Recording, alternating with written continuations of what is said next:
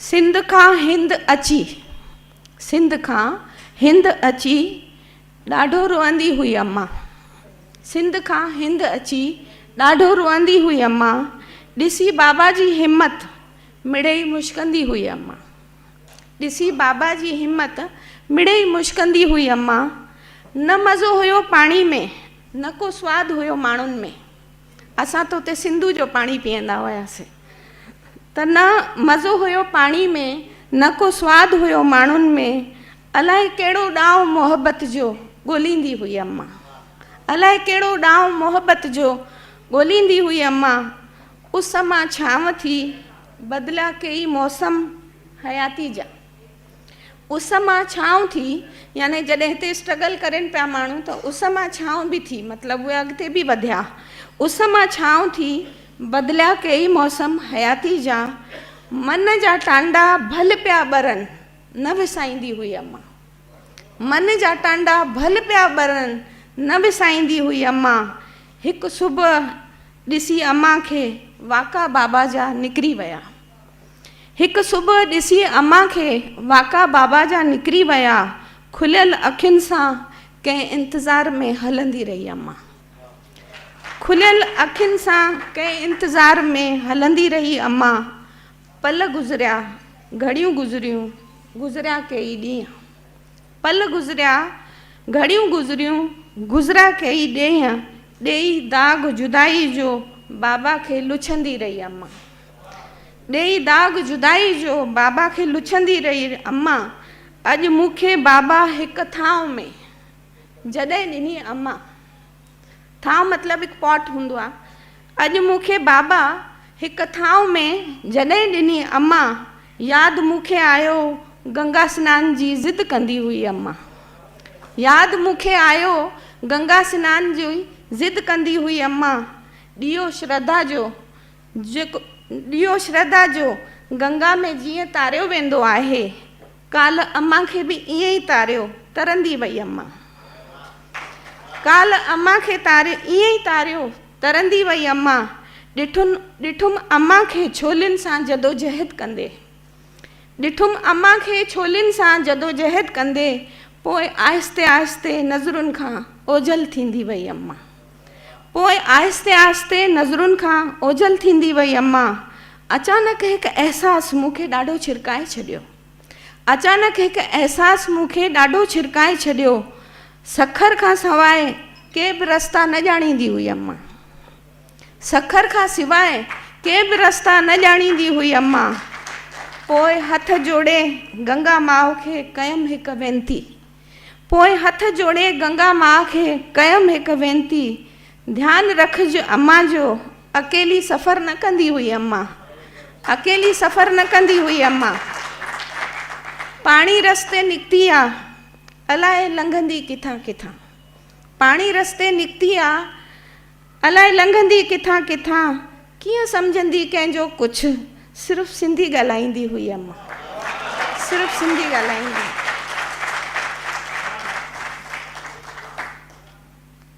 इन ते ई हिकु ॿी जेका डिमांड में आहे, बाबा खे ॾाढो चाहींदी हुई अम्मा।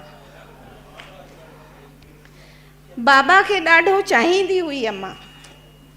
बाबा खे ॾाढो चाहींदी हुई अम्मा। ॿुढी हुई पर ख़ूब सजंदी हुई अम्मा। ॿुढी हुई पर ख़ूब सजंदी हुई अम्मा। ॾिसण लाइ बाबा खे लिया पाईंदी हुई अम्मा। ॾिसण लाइ बाबा खे लिया पाईंदी हुई अम्मा। ढके पोती सां मुंहुं अंदरि मुश्कंदी हुई अम्मा। ढके पोतीअ सां मुंहुं अंदरि मुश्कंदी हुई अम्मा। खंघि खुड़के सां अचण जो ॿुधाईंदो हुयो बाबा। पुराणे ज़माने में जॾहिं बुज़ुर्ग ईंदा हुया त दरवाज़े ते खंघंदा हुया, त पोती वोती ठीकु थी वेंदी हुई। त खंघि खुड़के सां अचण जो ॿुधाईंदो हुयो बाबा। पाणी ॾियण जे बहाने सां सॾाईंदो बि हुयो बाबा। इझो अचिजांइ चई हथ धीरे सां दॿाईंदो हुयो बाबा। इझो अचिजांइ चई हथ धीरे सां दॿाईंदो हुयो बाबा। कुझु खपेव चई करे शर्माईंदी हुई अम्मा। कुझु खपेव?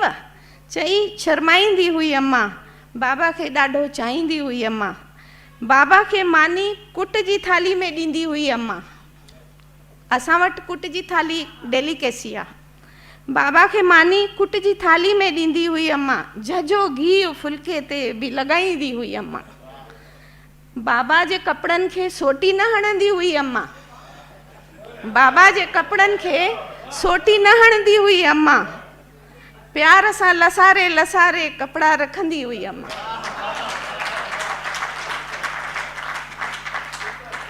चेटी चंड हुजे या हुजे को बि ॾिणु, चेटी चंड हुजे या हुजे को बि ॾिणु, बाबा खे श्रद्धा सां पेरे पवंदी हुई अम्मा।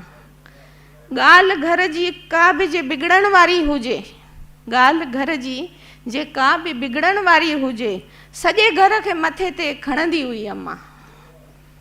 रोईंदे रोईंदे मां खिलण लॻंदी हुअसि। रोईंदे रोईंदे मां खिलण लॻंदी हुयसि।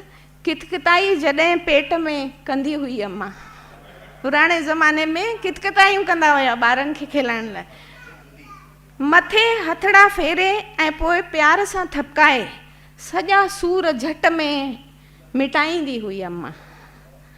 मूंखे सेज मिली वेंदी हुई मेले में जॾहिं हंज में खणंदी हुई अम्मा।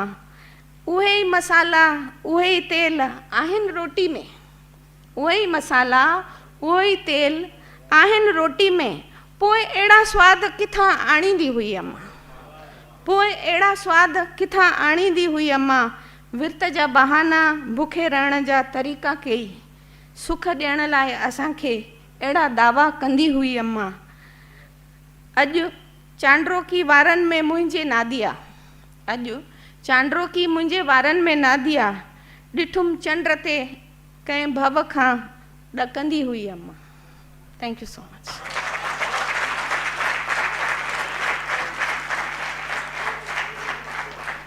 कृष्ण खटवाणीअ जी गणकुंडी शख्सियत ते त उन्हनि सुठी रोशनी विधी, पर दिलि जी गहराइनि सां लिखियलु कविता, छाकाणि जो कविता दिमाग़ सां लिखी वेंदी आहे, दिलि सां पढ़ी ऐं सम्झी वेंदी आहे। ऐं जंहिं तरीक़े जो माहौल मां महसूसु करे रही हुअसि, उन में हिकु ॻाल्हि त साबित थी वई कि नादिया अगरि कविता लिखण में कामयाबु हुई त ॿुधण वारनि बि घटायो कोन।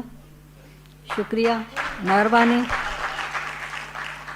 हाणे असां हिन प्रोग्राम में इन सिलसिले में नींड ॾेई रहिया आहियूं विनीता मोटलानी खे।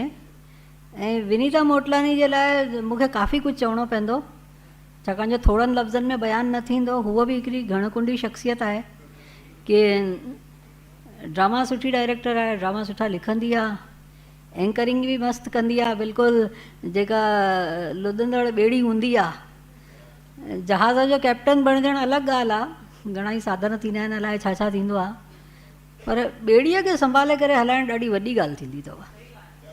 ऐं जेको मंच संचालक कंदो आहे, मां त हुनखे इहो ई चवंदी आहियां कि भई हे नौका जो खेवणहार अथव, केवट बि इहो ई आहे, तारणहार बि इहो ई आहे, ऐं संभालण वारो बि इहो ई आहे। त हाणे असां विनीता खे नींड ॾेई रहिया आहियूं। ऐं जीअं कि असांखे चयो वियो हुयो, प्रोग्राम में काफ़ी फेरबदल थिया आहिनि, असां ख़ुदि बि कंफ्यूज़ हुयासीं। त कुझु ईअं हुयो कि असांखे दादा कृष्ण खटवाणीअ जी शख़्सियत ते बि कुझु ॻाल्हाइणो आहे। अॼु मातृभाषा दिवस बि अची वियो आहे। इन में मां तव्हांखे इहो चवणु चाहींदसि कि ॾिसो, असां हिकिड़ी वापारी क़ौम जा माण्हू आहियूं, बिजनेस सुठो कंदा आहियूं, अकल शकल बि भॻवान सुठी ई ॾिनी आहे, छाकाणि जो ईमान में आग हूंदी आहे, अकुल में तेज़ाब हूंदो आहे, ॿई आहिनि। कमी हिकिड़ी जॻह ते आहे। भाषा जेका आहे, भाषा पूंजी थींदी आहे। हर इंसान विरसे में घणो कुझु ॾींदो आहे, सभ्यता, संस्कृति, तहज़ीब, वॾा वॾा जेके नाला आहिनि विरसे में ई मिलिया आहिनि। भाषा बि हुनजो हिकु हिसो अथव। अगरि असां ईंदड़ नसल खे भाषा न ॾेई सघियासीं त असां सुञाणप विञाए विझंदासीं। ऐं हे जेको असांजो हिकिड़ो बहितरीनु वजूद आहे। मां बहितरीनु वजूद चवंदी आहियां, सिंधी थियण ते फ़ख़ुरु कंदी आहियां ऐं घणाई दफ़ा सिंपल लैंग्वेज में चवंदी बि आहियां। कहिड़ो इंफीरियरिटी कॉम्प्लेक्स अथव? ब्यूटीफुल आहे, पॉकेट फुल आहे, ब्रेन बि बढ़िया आहे। छाजो इंफीरियरिटी कॉम्प्लेक्स आहे? सिंधी चढ़ण में कोई चवंदो बि आहे रश्मि जी सिंधियों का कोई साहित्य है क्या? तो मां चवंदी आहियां इधर आ, हम क्या पैसे कमाने खर्चने वाले लोग हैं? मोहनजोदड़ो के बारे से सिंधु घाटी सभ्यता सबसे पुरानी सभ्यता है। हाँ? जय मोहनजोदड़े जी 7000 साल पुराणी सिर अॼु ताईं सलामत आहे। उन मोहनजोदड़े जे वारिसनि जी जेका भाषा आहे उहा सहकी रही आहे, संस्कृति पंहिंजी सुञाणप ॻोल्हे रही आहे। हाणे न जाॻियासीं त कॾहिं जाॻंदासीं। विनीता मोटलानी तव्हांजे साम्हूं अची रही आहे, मज़ो माणियो। ऐं हिकु गुज़ारिश, ताड़ियूं ज़रूरु वॼाइजो न त पाप लॻंदो। महिरबानी अदी रश्मि दीदी, तव्हां मुंहिंजी एतिरी तारीफ़ कई आहे, मूंखे लफ़्ज़ घटि पइजी विया आहिनि तव्हांखे शुक्रगुज़ारी या थैंक यू चवण लाइ। महिरबानी, लख कुर्ब तव्हांजा। असांजी मातृभाषा, असांजी ॿोली हमेशह जीअंदी रहंदी। ऐं उन ते ई मुंहिंजी हीअ कविता मां तव्हांजे साम्हूं पेश करे रही आहियां त हिकिड़े ॾींहुं मूं चयो जीजल खे छो वेठी आहीं मांदी। हिकिड़े ॾींहुं मूं चयो जीजल खे छो वेठी आहीं मांदी। कहिड़ी चिंता कहिड़ो फ़िकुर अथई जॾहिं साण अथई घर जा भाती। कहिड़ी चिंता कहिड़ो फ़िकुर अथई जॾहिं साण अथई घर जा भाती। चयो जीजल निमाणी थी करे, चयो जीजल निमाणी थी करे, हियांव लथो आहे मिठड़ी। छा थींदो मुंहिंजी ॿोलीअ जो, कीअं ज़िंदह रहंदी सिंधड़ी। छा थींदो मुंहिंजी ॿोलीअ जो, कीअं ज़िंदह रहंदी सिंधड़ी। विरांगे खां पोइ मिली विरासत, बसि पंहिंजी ई ॿोली। विरांगे खां पोइ मिली विरासत, बसि पंहिंजी ई ॿोली। जंहिंमें ॻाए अमड़ ॾिनी मूं हिंदोरनि में लोली। जंहिंमें ॻाए अमड़ ॾिनी मूं हिंदोरनि में लोली। मूं चयो जीजल खे न घबराए न चिंता कर एतिरी। मूं चयो जीजल खे न घबराए न चिंता कर एतिरी। सिंधड़ी प्यारी आहे नूर वांगुरु, मां ॾियां थी तोखे ख़ातिरी। सिंधड़ी आहे नूर वांगुरु, प्यारी आहे नूर वांगुरु, मां ॾियां थी तोखे ख़ातिरी। तुंहिंजी विरासत ज़िंदह रखंदमि, कर एतबार मुंहिंजो। तुंहिंजी विरासत ज़िंदह रखंदमि, कर एतबार मुंहिंजो। अॻिली पीढ़ी कंदी हिफ़ाज़त, हियांव न लाइ पंहिंजो। अॻिली पीढ़ी कंदी हिफ़ाज़त, हियांव न लाइ पंहिंजो। ॿुधी जीजल ठरी पई, ॿुधी जीजल ठरी पई ऐं चयाईं मुंहिंजी मिठड़ी। ॿोली जे ज़िंदह रही त जीअंदी मुंहिंजी सिंधड़ी। ॿोली जे ज़िंदह रही त जीअंदी मुंहिंजी सिंधड़ी। महिरबानी।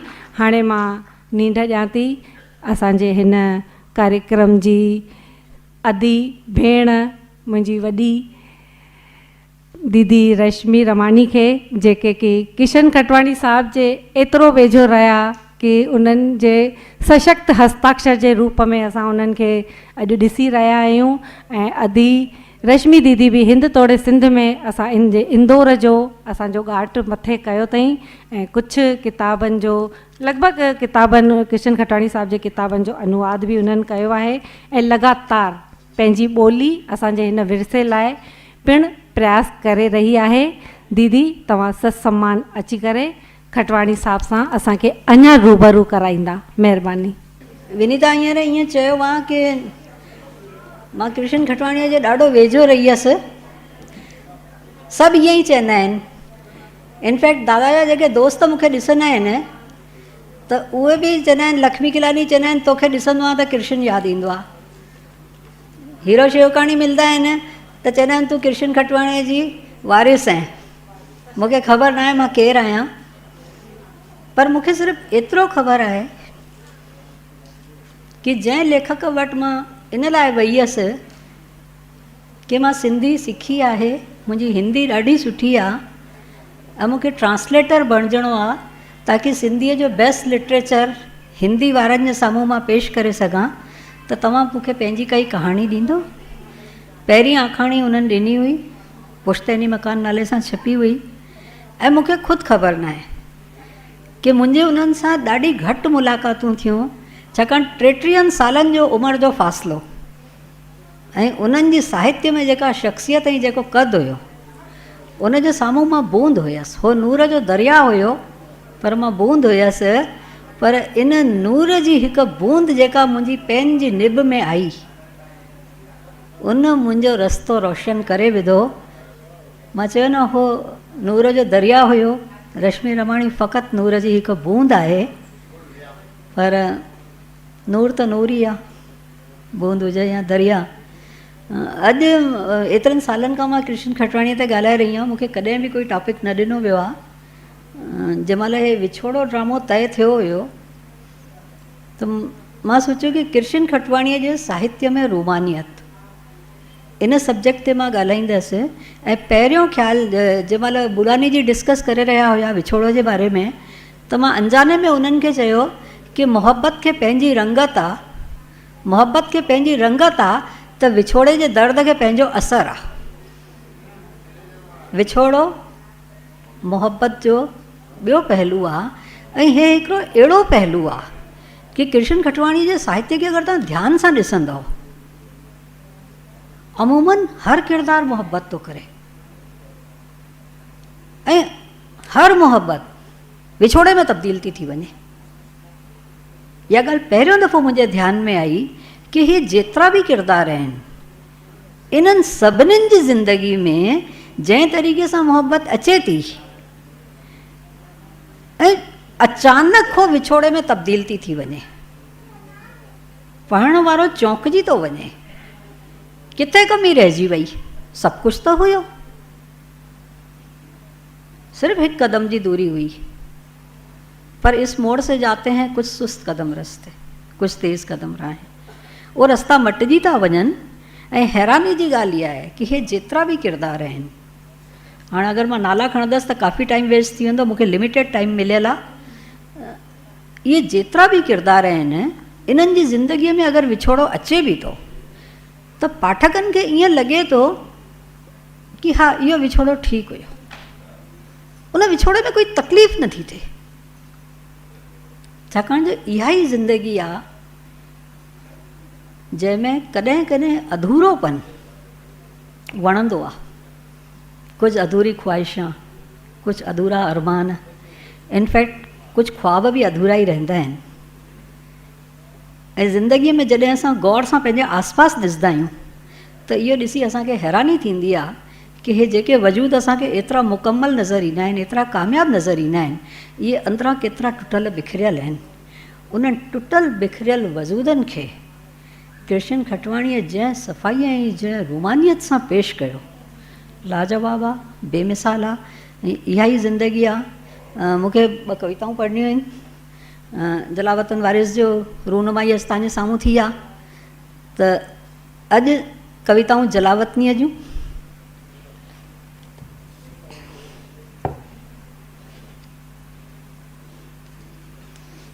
हीअ पहिरीं कविता मौजूदा हालतुनि ते, उनवान आहे फरमाइश। शहनशाह जी फरमाइश ते, शहनशाह जी फरमाइश ते नाचू नचिया छेर पाए, साज़ छेड़े गायकनि गीत सुणाया, ॿिज पोखे बागवाननि बाग लॻाया, सीधो पादो खणी बोरचुनि ताम रधिया माल ठाहिया, ताम रधिया माल ठाहिया, दोयल दमामा वॻा मलाखड़ा मता, कवीअ जे हथ में कलम ॾेई, कवीअ जे हथ में कलम ॾेई फरमाइश कई वई कविता लिखण जी। कवि ख़ामोश वेठो रहियो, कवि ख़ामोश वेठो रहियो, माण्हुनि सम्झो मोगो आहे। ध्यान सां ॿुधो, कवीअ जे हथ में कलम ॾेई फरमाइश कई वई कविता लिखण जी, शहनशाह ज़िंदाबाद चवण जी। कवि ख़ामोश वेठो रहियो, माण्हुनि सम्झो मोगो आहे। कवि शिकिल सां मोगो लॻे पियो, पर मोगो हो कोन। चुपचाप वीचारे पियो, स्वाति नखत्र जी बूंद सिपीअ में पवे त मोती, स्वाति नखत्र जी बूंद सिपीअ में पवे त मोती, नालीअ में किरे त किनो पाणी, नालीअ में किरे त किनो पाणी, कागज़ ॼण चौवाटो, अखर पिया भिटकनि हेॾां होॾां। कविअ जाम कोशिशि कई कविता लिखण जी, कविअ जाम कोशिशि कई कविता लिखण जी, पर कविता ॼण पोपट, हथ अची न अचे। भिटकी फतकी हाराए करे कवि वेही रहियो निरास उदास। कोन लिखी सघियो कुझु बि। फरमाइश बेकार वई, शहनशाह गुस्से थियो, माण्हुनि मज़ाक उॾायो। अकेलो मायूस कवि माठ करे सांत में वेठो रहियो। रात रसी, टांडाणा टिमकिया, तारा चिमकिया, रोशन थियो चंड, पखिड़जी वई चांडोकी। कविता लिखण में नाकाम कवि हैरान थी सोचण लॻो, ही सभु कंहिंजी फरमाइश सां थियो। छा कविता अंदर में उसरंदी आहे या फरमाइश ते पैदा थींदी आहे? छा कविता अंदर में उसरंदी आहे या फरमाइश ते पैदा थींदी आहे? न, बिल्कुलु न। कविता अंदरूनी जज़्बात जी ऊंची उॾाम आहे। कविता जा अखर आम हूंदे बि मानाइता आहिनि। अखरनि खे माना फरमाइश न, अंदरूनी अहसास ॾींदा आहिनि। हाणे कविअ जे अंदरि हिकु सैलाब आयो। ख़ामोश ज़बान में चुरपुर थी कविअ कागज़ ते लिखियो, तमसो मां ज्योतिर्गमय, असतो मां सद्गमय, मृत्यो मां अमृत गमय। ऐं हीअ ॿी कविता, तुंहिंजो वतन मुंहिंजो वतन। रत जो रंग त हिकु जहिड़ो हो, जात ऐं ज़मीन बि साॻी ई हुई। सियासी चालबाज़नि जो हिकु बेतुको फ़ैसिलो हो विरांगो।